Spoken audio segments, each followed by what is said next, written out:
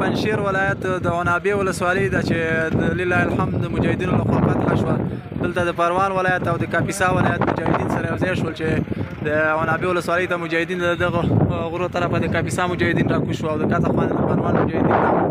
لله الحمد اوس په دغه ساحه کې د افغانستان اسلامي امارت مجاهدین دي.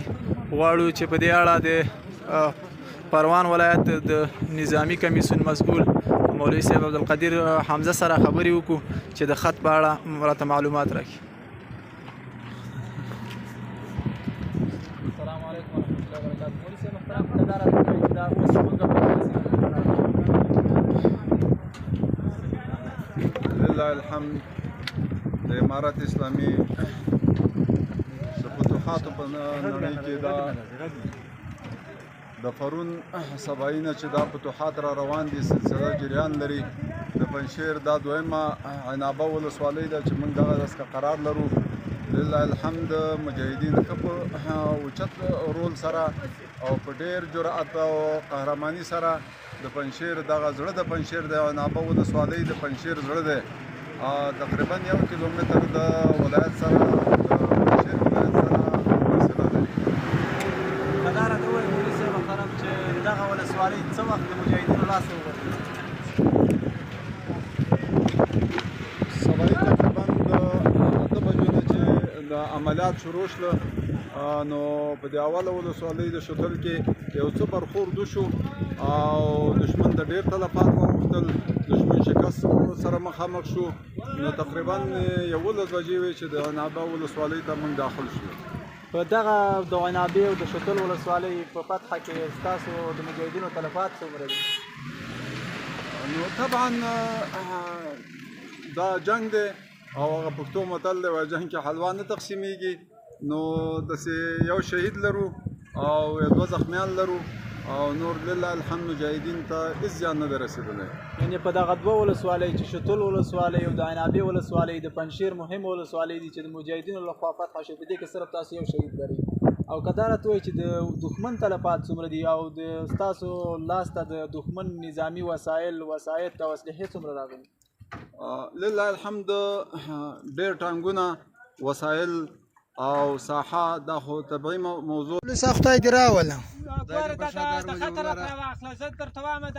دا وخت موږ په پنجشیر کې یو نن درېیمه د جنګ شروع ولو نو دغه علاقې مې ګرده د دښمن سار دیم تاروزونه وکړه موږ هم وکړله نو دښمن مې شاته بوته ټوله ځایونه مې ځینې ولیدې.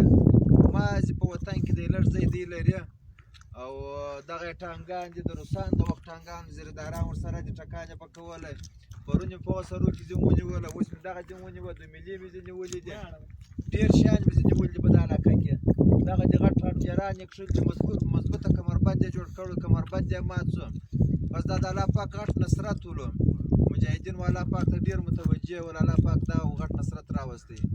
اوس داسې سرټیټې دي یعنې دې ته متوجه دي چې نور بس ګس لاس پورته کړي.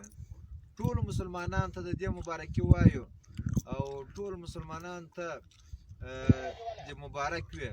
الله پاک د دې زړونه په دې باندې خوشحاله کړي. نو دا د دې مسلمانانو د دعا او برکاتو چې مجاهدین مو دلته ورسېدله. یقیني مجاهدینو ډېر ستړي وي قرباني یې ورکړه. داسې کیفیت پرالو چې ګسه په غرو کې 3 ته ناست وله.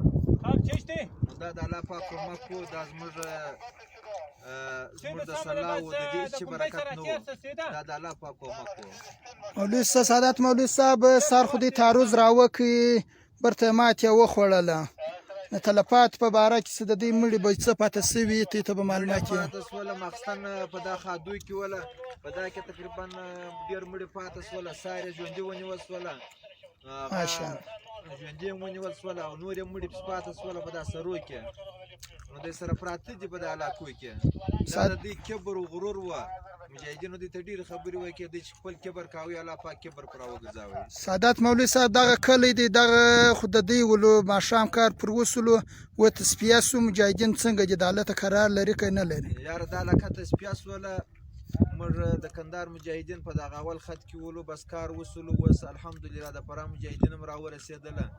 ډېر مجاهدین دي د الله په نصرت سره چې دغه لږ جونګړه د دې هغې پاته دغه به هم ختم شي انشاءالله.